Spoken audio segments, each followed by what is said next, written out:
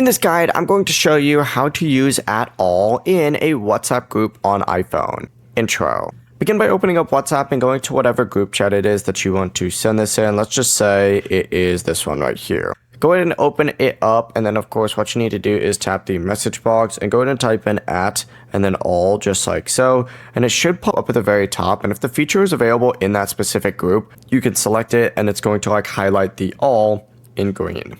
Now, using @all is obviously designed to mention every single person in the group at once instead of selecting each member individually. And if @all doesn't appear as a suggestion, make sure WhatsApp is updated to the latest version from the App Store.